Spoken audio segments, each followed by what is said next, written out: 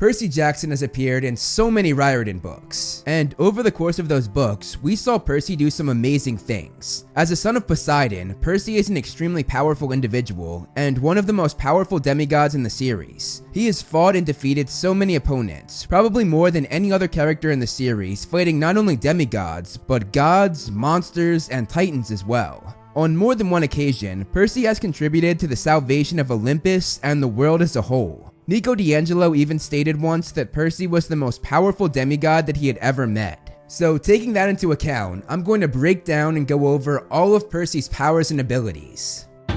Swordsmanship. Percy is a naturally talented swordsman. He's capable of holding his own against larger, more experienced opponents, including several monsters and even the god of war, Ares. When he first arrived at Camp Half-Blood, he disarmed Luke, who was regarded as the best swordsman the camp had seen in recent years. And after just 1 year at camp, he was the most gifted swordsman the camp had seen in over a century. Percy sparred against entire cabins at a time and always won. In the Son of Neptune, he fended off an entire army of continually resurrecting ghosts by himself, and afterwards, Frank said Percy fought like a demon. When he was possessed, Percy also fought and defeated Jason Grace when Jason was the best swordsman at Camp Jupiter. Also, in the Son of Sebek, Carter admitted that Percy was a better swordsman than he was, even with Carter's specialty being combat magic. Dreams. Like most demigods, Percy had dreams that showed him events occurring in the past, present, and future. However, due to his father's unpredictable nature and raw power, Percy's dreams are a lot more potent than those of other demigods. He has managed to view the dealings of fellow demigods like Luke and Hercules, gods such as Hades, and ancient beings like Kronos himself, something that Luke proclaimed to be impossible. ADHD. Like all demigods, Percy has ADHD, but the reason he and other demigods are diagnosed with this is actually because that ADHD helps them in battle. It gives them supernatural alertness and keen senses to keep him ready and alive in battle. It also lets him analyze his opponent's fighting style, as well as pick up minor details about an opponent, which often helps him win in a fight. Dyslexia. Percy's brain is hardwired for reading divine ancient Greek. This makes it seem as though he has dyslexia when reading other languages like English, but really, as a demigod, it's actually a power to understand and read Greek. Superhuman durability. Being a demigod son of the big three, Percy is more durable than regular humans and even fellow demigods. He shook off a hard kick in the chest from Ares, speedily recovered from a dodgeball thrown by a Laestrygonian giant, shook off hard hits from the Titan Atlas, and withstood a hard blow from Kronos without the curse of Achilles. Superhuman strength. Again, being a demigod son of the big three, Percy is considerably stronger than a regular mortal, and again, even a regular demigod. He could strangle a snake when he was a toddler, rip out the Minotaur's horn with his bare hands, snap Clarice's electric spear like a twig, and topple an insanely strong Polyphemus. Superhuman reflexes. Percy's reflexes are so fast that he was able to cut a volley of arrows in half in the Sea of Monsters and deflect a bullet that was traveling 1,700 miles per hour in the Titan's Curse, even though he could barely see the bullet. Superhuman agility. Percy has insane agility. He was able to leap up on the huge Minotaur's neck, dodge several slashes from Ares, and climb up Antaeus' head in a matter of seconds. Being the son of Poseidon, Percy has many abilities that have to do with the water, so let's go over all of them.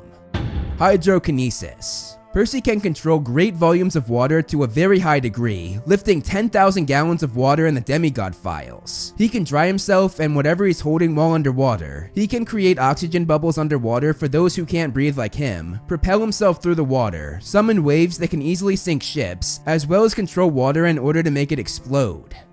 Water solidification. Percy can harden water into an almost solid shape by increasing the surface tension of that water. He can use this power to walk on water and create a strong water shield, and on 2 instances in the Son of Neptune, he hardened the water into giant hands that followed and imitated the movements of his own hands. Hydrogenesis.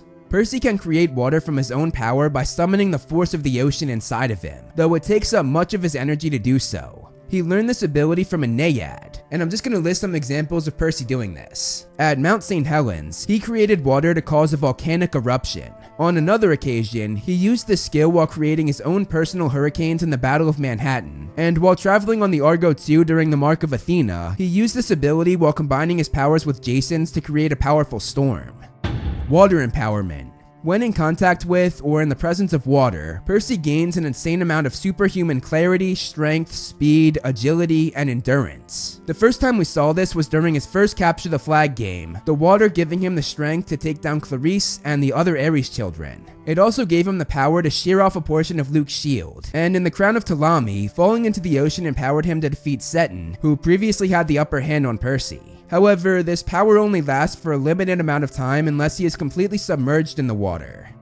Water immunity. If Percy falls from great heights into water, he will be unaffected by any amount of water pressure, which we saw when he fell from the St. Louis Arch. And even more impressively, he jumped from Olympus all the way down to the Hudson River completely unscathed. Additionally, Percy's water immunity allows him to breathe underwater for unlimited amount of time, and also see in the darkness underwater.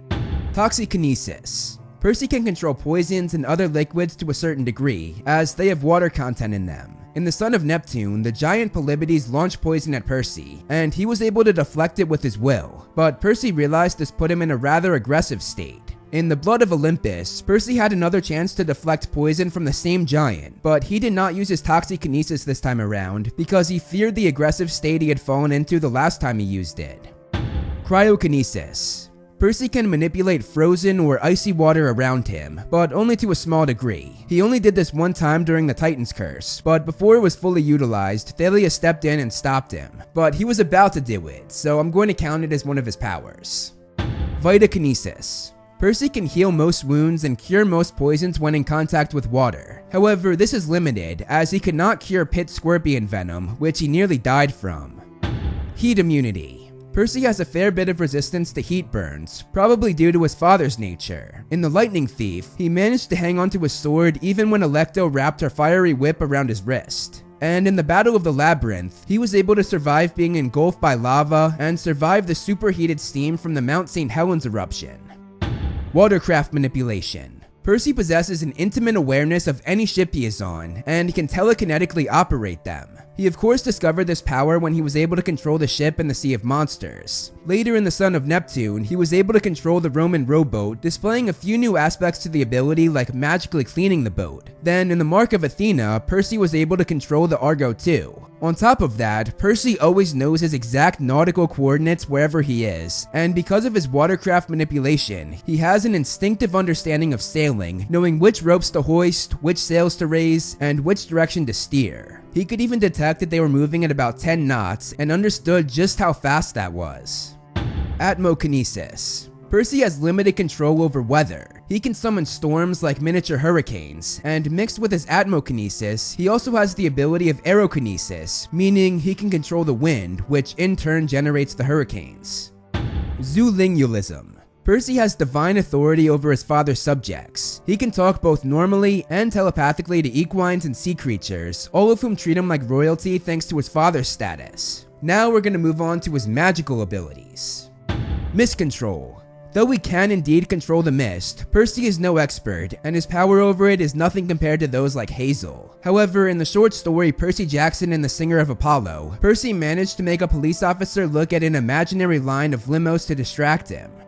Curse of Achilles. After bathing in the river Styx, Percy was given superior speed, strength, and invulnerability despite his one weak spot that was like his Achilles heel. With the Curse of Achilles, he could single-handedly tear through entire armies, gods like Hades, and titans like Hyperion. He also held his own against Kronos for a rather long period of time. Percy lost this curse though when touching the Tiber River, as it was a Greek blessing and he could not enter Roman territory with the curse. Eye of Horus symbol. In the Kane Chronicles, Percy got the image of the Eye of Horus drawn on his palm, which allowed him to summon Carter Kane wherever he was just by speaking his name, though Percy could only use this one time. He used this to get Carter and Sadie to Governor's Island to help himself and Annabeth face off against Seton. Empathy link.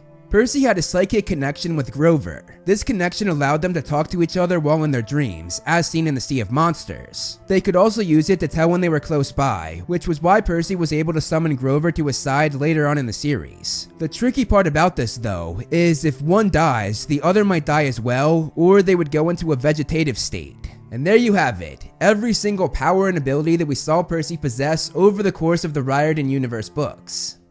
Thank you so much for watching, guys. I hope you enjoyed the video. You can follow me on Instagram to see more of my personal life, like my cute dog Loki, and some behind the scenes movie flame stuff. I also do similar content on TikTok and Twitter that I do here on this channel, so if you like what I do here, check them out. All the handles are right below me, and links are in the description. Over here are my wonderful patrons. If you want to be featured on the next video, plus get a few other perks, become a patron today. As always, if you liked the video, hit that like button and subscribe, and look out for more great movie flame videos on the way.